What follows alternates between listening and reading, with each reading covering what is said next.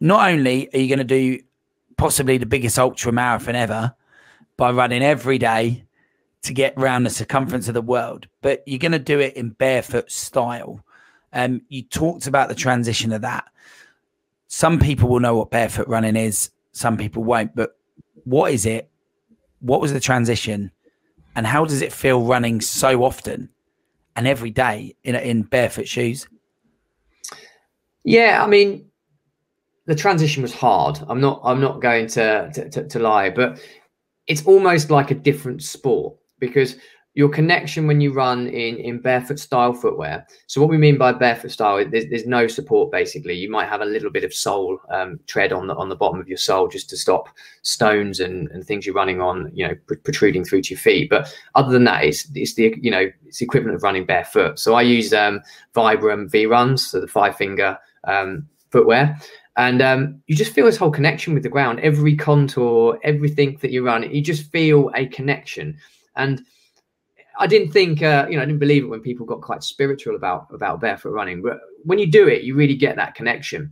Now, the biggest issue with doing it is that, you know, our bodies have changed. I mean, in evolution, as human beings, we were put on this planet to run barefoot. It was only when all of the trainers and supportive footwear that were kind of developed that our bodies have changed over the course of time. Because even in, you know, in nearly pretty much any footwear, you've got 2 to 3 centimeters of sole in most instances, certainly around the heel area, and all padded cushioning around the, you know, the sides of your feet, etc.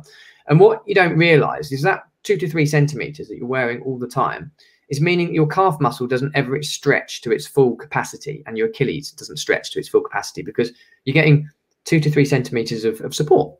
You take that away, and then you put it into a running environment where you're pushing your muscles into an element of duress, then, you know, your calves aren't strong enough anymore. So you've got the whole transitioning phase is strengthening your calf and your Achilles to stretch to that extra 2 to 3 centimeters to get it to the stage where you can then start running. And the biggest mistake that people make, and I made it, because put it in perspective, in a year's worth of running barefoot style or making that transition, I had 6 calf tears, and it was 3 on each calf. So it was, and that was tough. And it was only because I was pushing my calf muscles too soon. So if you're going to do it, you need to transition, I mean, very slowly, like 1 mile, you know, do 1 mile in barefoot, then put your other trainers back on and do whatever the rest of you run, and do that a few times a week, and then gradually increase the mileage. If you increase it too quick, your calf muscles will tear. It's just how it is. But the kind of byproduct of now running barefoot style, I won't go back, because I've done the hard work. I've strengthened my calf muscles. I've been, you know, these 411 days I've done so far, have all been barefoot style. I've done marathons, I've done ultra marathons, barefoot style. So my calves are fully strengthened to that now.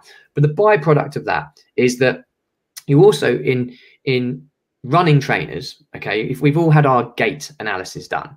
So the idea is to try and, you know, minimize the impact of pronation and supination. So your ankles aren't, you know, you should be landing perpendicular with the ground ultimately as your foot strikes the ground. And the supportive gait analysis will correct running, you know, inefficiencies, if you like, and try and correct it. So you might have more support around one side of the trainer or not.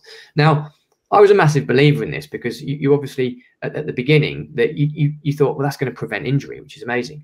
But since transitioning to barefoot, I've had less injuries than ever before. And what's actually happened is that it's so painful to run in a running form which isn't correct in barefoot, that you have to correct yourself. So I went from a heel striker to somebody who now lands on the balls of my feet, because if you heel strike in barefoot footwear, you won't be running very long. It's just too painful. Yeah. So it's corrected my running form. And the byproduct of that is that when running is a repetition sport. So if you've got something slightly out, the more repetition you do, the more chance of being injured becomes. And barefoot running has corrected my form, and touch wood, that's the reason I haven't had too many injuries since switching over to barefoot after the calf tears. And hopefully that's what's going to get me through this challenge. Yeah, no, it's I've given it a go with the 5-finger as well, and I've got some, and I very much intend to make it part of my training in terms of using it as a tool for strengthening my calves and my feet for sure. Yeah, it's a concept that I'd probably say not enough people use. The ultra marathon world as well, you know, for you to do this challenge in Barefoot is amazing. And, you know, some people are listening to this, but those that are watching this on YouTube, there's a book over my shoulder on that bookcase behind me called The Lost Art of Running.